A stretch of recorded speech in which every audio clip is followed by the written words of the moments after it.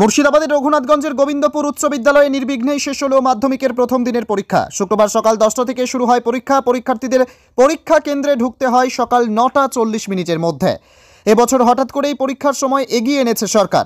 গত বছর মাধ্যমিক পরীক্ষার 7 দিনই প্রশ্নপত্র ফাঁস হয়। এবার এখনো পর্যন্ত প্রশ্নপত্র ফাঁস হওয়ার কোনো খবর সামনে আসেনি। প্রথম দিনে বাংলা পরীক্ষা শেষে পরীক্ষার্থীদের মধ্যে দেখা গেল স্বস্তি ও আত্মবিশ্বাস। মুর্শিদাবাদ জেলার বিভিন্ন পরীক্ষা কেন্দ্র থেকে হাসি মুখে বেরিয়ে আসতে দেখা গেল পরীক্ষার্থীদের। ব্যুরো রিপোর্ট, এসটিভি নিউজ, সময়ের সাথে সত্যের সন্ধানে।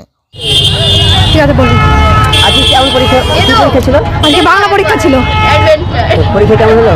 পরীক্ষা খুব ভালো হয়েছে।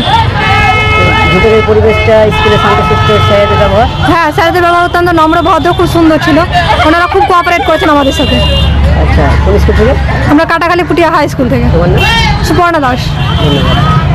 কেমন পরীক্ষা হলো?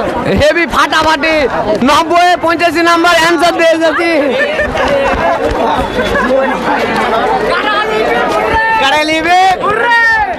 কি বলবো, কেমন পরীক্ষা হলো? খুব ভালো পরীক্ষা হলো, একদম সবই কমন এসছে। পরিবেশ কেমন ছিল? স্যারদের ব্যবহার? স্যাররা খুব ভালো ছিল, আমি স্যারদের খুব জানাচ্ছি আন্তরিকভাবে ধন্যবাদ। এরকম করে যদি আপনারা গার্ড দেন তাহলে আমরা সবই 90-90 পাবো, সবই 90-90 পাবো। কোন স্কুল? আমার যোধকোণ বিদ্যাভারতী স্কুল। কোন স্কুল থেকে এসেছেন? যোধকোণ বিদ্যাভারতী, কানাখালী স্কুল থেকে আমরা এসেছি।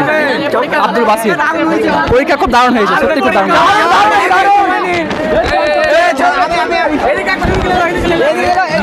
বলেন, খুব ভালো হয়েছে। মাহবুর রহমান, আমি করেছি মনে হয় 90-70 মতন। কি কত? 60-70। কাটাখালী পুটি হাই স্কুল থেকে। বাসির আহমেদকে ধন্যবাদ জানাই। বাসির আহমেদ আমাদের এমন জায়গায় ই করেছে। একদম ফাটাফাটি। স্যারদের ব্যবহার কেমন ছিল? একদম সেই খুবই ভালোভাবে করেছে। হ্যাঁ, খুবই ভালো লাগলো। ভিতরে পরিবেশ শান্তশিষ্ট ছিল? হ্যাঁ, খুবই সুন্দর ছিল। ভালো ছিল। কোন স্কুল থেকে আসছে?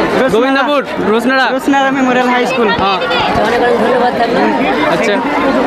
এটাই রং করছে না।